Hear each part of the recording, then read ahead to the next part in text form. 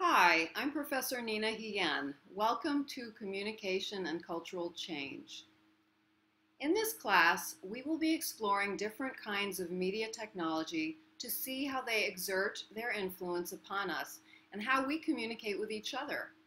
We will be thinking about how these inventions that we have created turn around and reinvent us. How do they change our behavior individually and collectively? And how do they transform our social and political institutions? Sometimes these changes lead to good things for society, and sometimes they don't. But we should always keep in mind that with each technology, many different things can occur, and it's our task in this class to try to fully understand this complexity. We will be approaching all of this historically by trying to understand the cultural contexts, including the political formations, economic systems, and new kinds of personhood and subjectivity that people were experiencing when specific media technologies came onto the scene and started to develop. With new media forms, the way people began to see and perceive the world started to change. Take a quick look at one of the earliest films by the Lumiere brothers in 1895. It shocked and alarmed the audience. It was a horror film. How would this film be received today?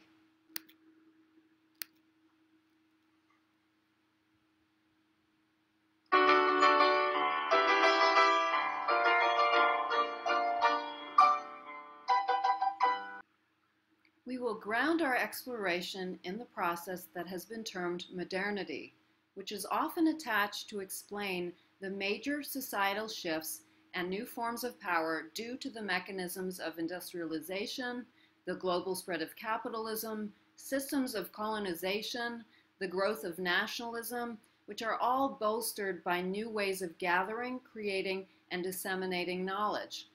Our study extends into the current digital age, which some thinkers are considering the second machine age.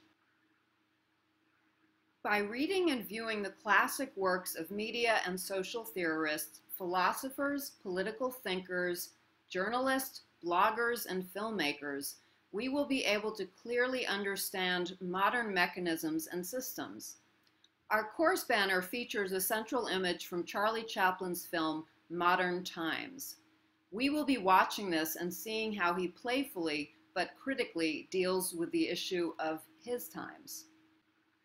These works will also ground our understanding and give us the tools to make sense of what's going on in our present world, such as the use of social media as a revolutionary weapon during Egypt's People's Revolution in Tahrir Square during the 2011 Arab Spring, or the application of different forms of surveillance technology and media, including cell phone cameras that shed new light on police shootings and the fallout in Ferguson, Missouri in the summer of 2014. I'm going to push you to make connections between theory and life. Beyond course discussions, your main project for the semester will hinge on the ideas of Marshall McLuhan, who was a very quirky scholar, somewhat of a superstar of the 1960s, and is now considered a media prophet because he anticipated many of the dilemmas of our digital age prior to the internet. For your first assignment, you will be reading an interview with him in Playboy magazine where his ideas are presented quite clearly. In Unit 2, you will be reading a chapter from The Condition of Postmodernity written by David Harvey, who is a geographer and a social theorist here at the CUNY Graduate Center. Your task will be to sort out how modernity has been conceived and expressed by different thinkers, artists, scientists, and creators of culture, and to try to make sense of it as a phenomenon. Accompanying his work is Chaplin's film Modern Times, where you can see how modern techniques, structures, and relationships are playing out in a very playful but serious way.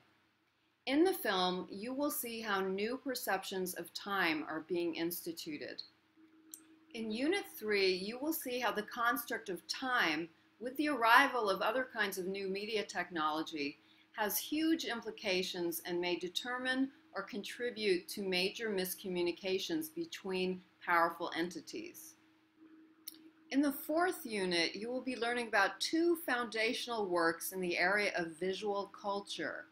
The first covers the ideas of French philosopher Michel Foucault, who introduces ideas about discipline and surveillance as a way of managing populations. He does this by using the metaphor of an architectural structure called the panopticon. The second is the seminal essay written by German philosopher Walter Benjamin about the mechanical reproducibility of art and images. He suggests the revolutionary potential within new ways of seeing through new devices such as the camera. Like Marshall McLuhan, he too is viewed as a media prophet. In this unit, I've also assigned a media item of a performance of Michael Jackson's Thriller by inmates of a prison in the Philippines. This performance went viral and brings up provocative questions about new forms of discipline and visuality that tie into the readings. It's going to be your job to figure out these connections. The readings in the fifth unit are also very relevant to our day and age. Edward Said's work on Orientalism sets the groundwork for how racial typing, stereotyping, and creating difference occurs. This ideological system was and is used to justify colonizing and controlling the non-European American world.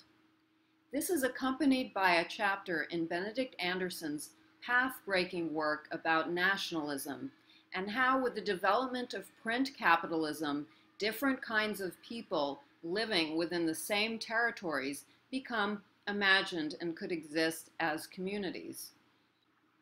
The last unit throws into the mix quite a few concrete manifestations of dilemmas that we are facing in our current world.